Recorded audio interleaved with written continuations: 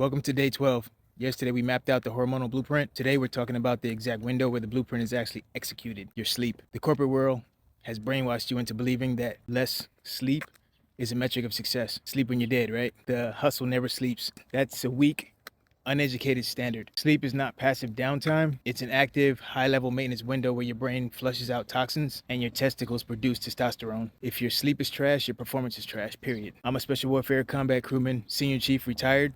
In the teams, sleep deprivation was a tool used in selection to see when you would break. But once you're an operator, running on zero sleep isn't a badge of honor. It makes you a liability to the crew. I spent decades running on broken sleep and high-octane fuel.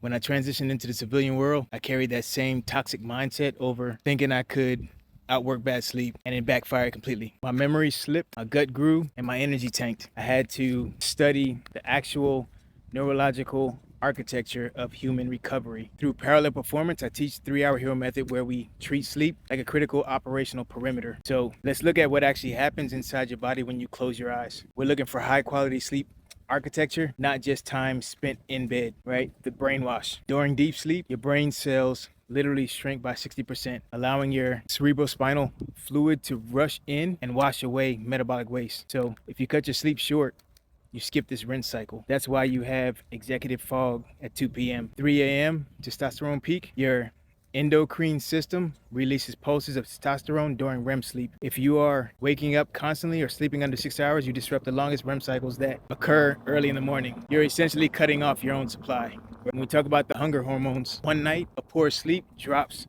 your leptin, which is the fullness hormone, and spikes your hunger hormone. Your brain panics, and then it demands quick energy, which is why a tired man always craves sugar and carbs by midday. You protect your home with locks, right? You protect your home with locks, with alarms and awareness, but you leave your sleep environment completely unprotected. You've got a blue light emitting television on the wall, your phone vibrating next to your head, the room is at 74 degrees, and you're eating a high carb snack 30 minutes before bed. You aren't setting a sleep sanctuary. You're setting a sensory combat zone. Your brain never gets a signal that it's safe to drop into a deep recovery. Be honest in the comments. How many hours of actual uninterrupted sleep are you getting right now? Drop a Sanity in the comments if you're ready to secure your sleep perimeter tonight.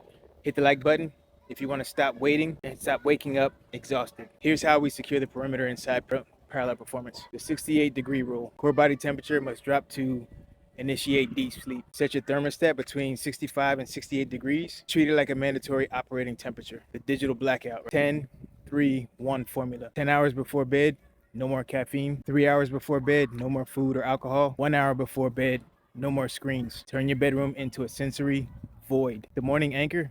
Wake up at the exact same time every single day, even on weekends. This locks in your circadian rhythm and ensures your body knows exactly when to drop cortisol and when to release melatonin. Here's your operational order for tonight. Step 1, charge your phone in the kitchen or bathroom. Don't let it enter your sleep sanctuary. Step 2, drop your temperature down to 68 degrees or lower before you start your evening routine. Step 3, form a 15-minute tactical reset from day 9 right before bed to pull your body out of that fight or flight so you slide straight into deep sleep. Day 12 is down. The standard is risen. You cannot build a decade of dominance if you're constantly operating on emergency backup power. Secure your perimeter. Your family doesn't need an irritable, foggy provider who relies on caffeine to look them in the eye. They need a sharp, fully recovered leader who is locked in and present. Protect your sleep so you can protect your people. Tomorrow, for day 13, we're jumping right back into the physical training.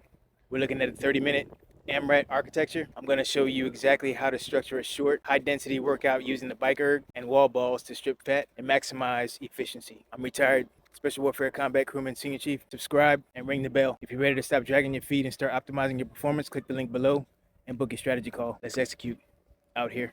Salute.